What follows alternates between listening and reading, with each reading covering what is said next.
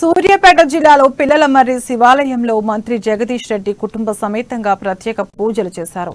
స్వామివారికి అభిషేకం చేసి మొక్కులు చెల్లించుకున్నారు. అదాని కంపెనీకి లాభాలు తీసుకొచ్చేందుకు కేంద్రం ప్రయత్నాలు చేస్తోందని జగదీష్ రెడ్డి చెప్పారు.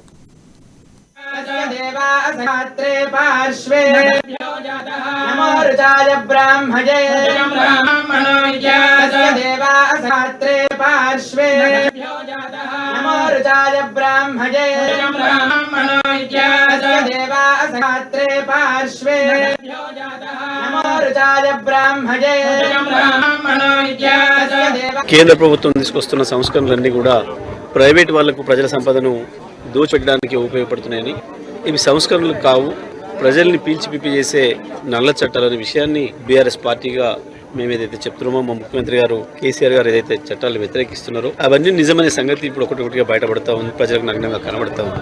ప్రత్యేకించి విద్యుత్ విషయంలో కేంద్రం చేస్తున్నదంతా తప్పుడు విధానమని, ఇది అంతిమంగా ప్రజలపైన భారం పడుతుంది, ప్రజలకు నష్టం జరుగుతుంది, సాధారణమైన ప్రజలు మళ్ళీ కరెంటు వెలుగులకు దూరం అవుతారు. కేంద్ర ప్రభుత్వం తీసుకొచ్చేది కేవలం కొద్ది మంది వ్యక్తుల కొరకే సంస్కరణలు మేము ఏదైతే చెప్పినామో అది అక్షరాల సత్యం అనే విషయం ఇవాళ సిఈఆర్సీ నిబంధనలతోని మనకు స్పష్టంగా అర్థమైంది. సొంత వనరులకు అవకాశం ఇస్తారు, సొంత వనరులను ఎట్లా వినియోగించుకొని ప్రజలకు సేవ చేయొచ్చు చూస్తారు. కానీ కేంద్ర ప్రభుత్వం తీసుకొస్తున్న సంస్కరణలన్నీ కూడా ప్రైవేట్ వాళ్లకు ప్రజల సంపదను దోచిపెట్టడానికి ఉపయోగపడుతున్నాయని, ఇవి సంస్కరణలు కావు, ప్రజల్ని పీల్చిపిప్పి చేసే